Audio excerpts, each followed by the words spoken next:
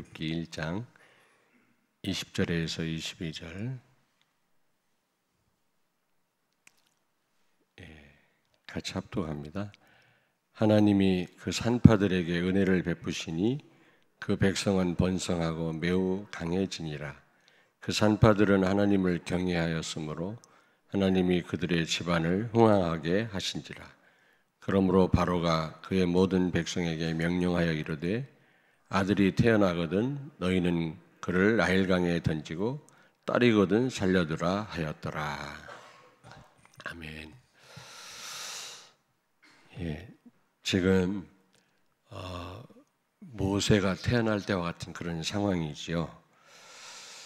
지금 후대들이 위기를 지금 만났습니다. 여러분 잘 아시겠습니다만은 지금 교회 주일학교가 거의 없어요. 지금 젊은이들이 교회를 떠나고 있습니다. 젊은이들이 또 그나마 모이는 교회도 복음이 없어요. 복음이 아니라면 얼마든지 도덕의 윤리적인 강의는 다른 데 가면 들을 수 있잖아요. 결국에는 교회 다닐 이유를 찾지 못하고 교회를 다 떠나갈 것입니다. 그래서 이제 갈수록 우리 후대들을 사단이 선점하는 거 있죠. 그럼 우리의 미래는 없는 겁니다. 뿐만 아니라 많은 사람들이 비혼주의라고 해가지고 젊은이들이 결혼을 하지 않으려고 합니다. 그리고 또 결혼한 사람들도 요즘에는요 임신을 거부하고 출산을 거부하더라고요. 그러니 우리 후대가 태어나지를 않으니까 미래가 없는 거죠. 무엇보다도 이 육아가 너무너무 귀한 일인데 그렇지 않습니까? 근데 자꾸 우선순위에서 뒤로 밀리는 거 있죠. 커리어 우먼이라고 해가지고 전문성을 가진 그런 여자분들은 일을 하면 안 된다 그 말이 아닙니다. 그런 사람들이 더 존경을 받고 또 그런 일을 하는 사람들이 가치를 인정받고 그러거든요. 어린 아이 집에서 육아하는 거는 시시하게 생각합니다. 그렇지 않거든요. 가장 귀한 일이라고 생각을 합니다. 근데 한참 뒤로 밀려 있고요. 그리고 또 말할 것도 없지만 흑암 문화에 우리 청소년들이 어린 후대들이 얼마나 많이 노출되어 있습니까? 귀신 문화, 음란 문화에. 이루 말할 수 없어요. 이 짧은 시간 다 말씀드릴 수 없습니다. 그래서 정말 우리의 후대가 위기를 만났다. 이 모세 시대도 마찬가지였어요. 어린 남자아이는 다 죽여라. 지금 바로가 그렇게 명령을 내린 거 있죠. 근데 이 모세의 부모는요 레위 남자, 레위 여자가 만나서 결혼했다고 그랬거든요. 다시 말하면 언약이 분명한 겁니다.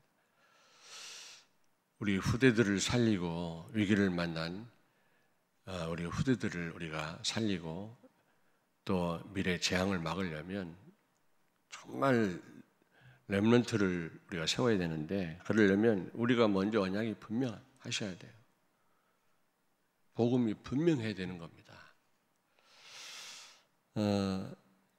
이제는 내가 사는 문제이기도 하지만 우리가 삶으로 많은 사람들이 살아나거든요. 구원은 나에게만 국한된 게 아니거든요. 다른 사람을 염두에 두고 하나님 나를 구원하셨다고 말씀했는데 무엇보다 여러분들이 언약이 분명해야 될 줄로 믿습니다. 다른 건 몰라도 우리가 복음은 양보하면 안 되고요. 복음 때문에 죽을 정도가 돼야 되거든요. 그런데 이 모세 부모가 하나님 은혜로 이 모세가 죽어야 되는데 살아났고 산파들이요 하나님 은혜를 베푸셨다고 했거든요. 근데 이 모세를 죽이지 않았던 산파들이 흥왕했다, 복을 받았다 그랬어요. 여러분 렘넌트를 위해서 희생하면요 여러분 개인과 가정이 흥왕해집니다. 하나님의 축복을 받습니다. 내가 어린 후대들을 위해서 우리 자녀도 아닌데 내가 이렇게 헌신한다고 무슨 좋은 일이 있겠나? 아닙니다. 여기 오늘 보십시오. 모세를 죽이지 않고 살렸더니 산파들이 하나님의 축복을 받았다고 그랬거든요. 흥왕해졌다고 그랬거든요. 그렇습니다. 미래에 살릴 렘넌트에게 우리가 헌신한다면 그게 헛된 게 아니라는 사실을 기억하셔야 돼요. 근데 결국에는 이제 성장하니까 그냥 키울 수 없어서 갈대 상자에 담아서 나일강에 띄우잖아요. 나일강에 여러분 깨끗한 강이 아닙니다. 저도 가봤습니다만은 여러 막 악어도 있고요. 굉장히 위험한 그런 강인데 거기에다 갈대 상자에다 넣어서 띄웠다고 했거든요. 이 정도의 믿음을 가지고 우리가 우리 자녀들을 키워야 됩니다. 그냥 우리 자녀라고 해서 그냥 벌벌 떨고 말이지 뭔가 뒤처질까 봐 우리가 그러면 안 되거든요. 주변에 있는 엄마들 얘기 듣고 사람들 얘기 돌아가는 거 보고 막 불안해가지고 우리 자녀들을 어떻게 할까 이렇게 양육해서는 안 된단 말입니다. 모세의 부모들처럼 과감하게 그 위험천만한 나일강에 갈대상자에 담아서 띄웠던 그런 믿음으로 우리가 우리 자녀들을 키워야 돼. 하나님께 맡기고요. 아멘. 시간이 많이 가서 길게 말씀 못 드리고요. 어쨌든 그리고 무엇보다도 얼마나 지금 상황이 안 좋습니까? 왕궁에서 말이지 공주의 아들로 자라고 있는데 완전히 호랑이굴 아닙니까? 거기에서 그 어머니가 유모 역할을 하면서 말이지 그에게 언약 전달하는 거 있죠. 그 상황이 안 좋은 상황이에요. 지금도 굉장히 안 좋은 상황이죠. 지금 이런 흑암 문화에다가 지금 아이들 공부해야 되지. 지금 성공, 출세, 지상주의 그런 때 아닙니까? 예? 그리고 그 뭔가 우리 자녀들을 위해서 할 일이 많이 있지 않습니까? 지금 제대로 참 주일날 되면 오히려 학원 보내고 싶고 말이지. 이런 부모들이 우리 성도들 말고 다른 엄마들 얘기 들어보면은 어떻게 교회를 보냅니까? 상황이 너무너무 모세의 어머니가 어려운 상황에서 그 어린 모세에게 젖을 빨리면서 언약을 전달했던 것처럼 그런 지금 굉장히 우리에게 불리한 상황이거든요. 교회를 젊은이들이 다 떠나는 상황입니다. 전혀 매력을 느끼지 못하거든요. 우리 때는요, 그나마 교회 가면 재미난 게 있었어요. 우리 때는. 훨씬 문화적으로 앞서갔으니까 교회가. 그리고 교회가 또 먹을 거라도 주네. 또 친구들도 만나고요. 또 중고등부 때는 또 가면 또 친구들하고 교제도 할 수 있고 여학생도 있고 남학생도 있고. 지금은 교회 안 와도 되거든요. 얼마든지 그런 만남의 장소도 있고요. 훨씬 지금 이 세상이 문화가 앞서가기 때문에 이 복음 아니면 전혀 매력이 없는 곳이 교회입니다. 진짜. 그런 상황에서 우리 자녀들한테 복음을 전달한다. 이 쉬운 일은 아닙니다.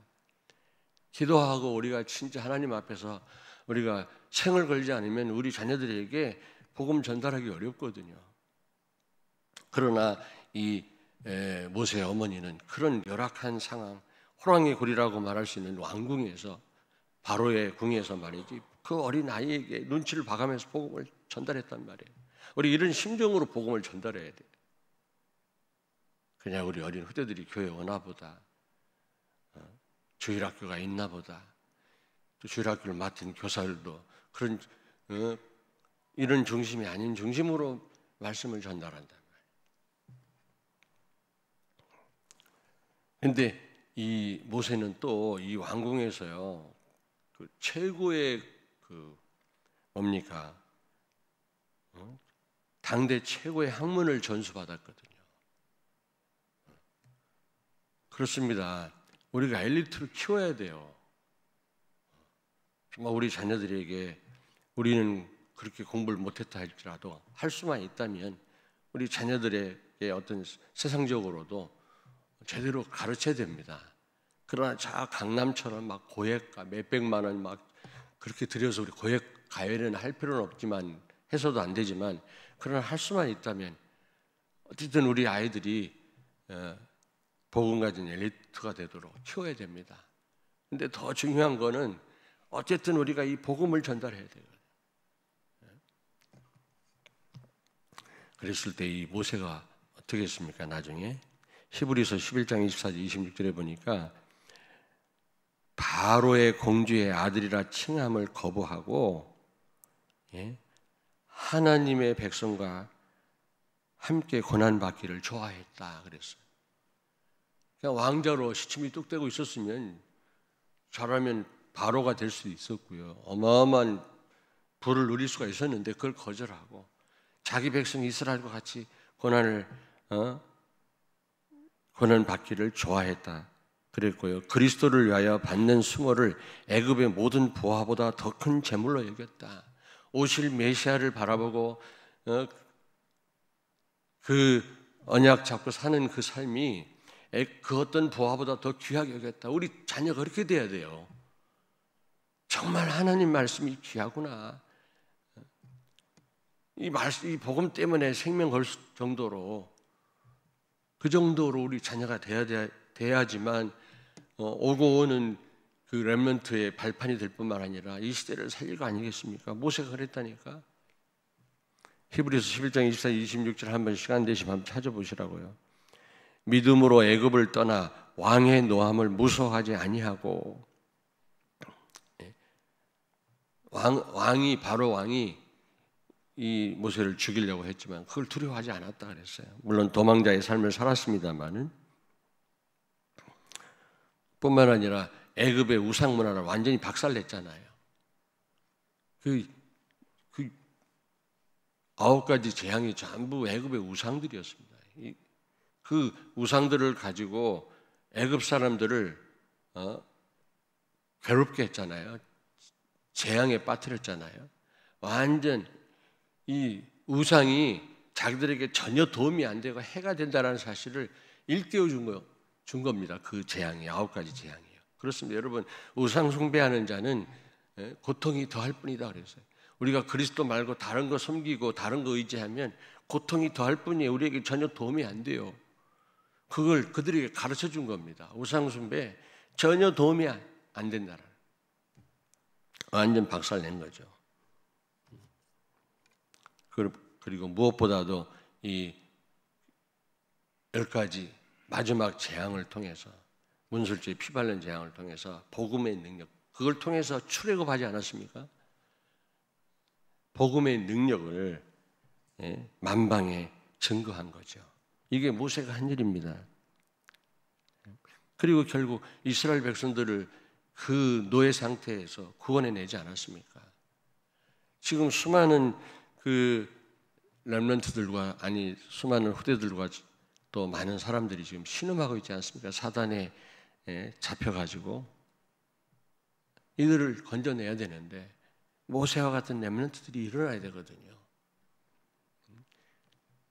아무쪼록 오늘 이 새벽에 여러분 모세의 부모와 같은 그런 믿음과 렘넌트를 향한 그런 중심이 여러분에게 있게 되기를 주의 이름으로 축원합니다.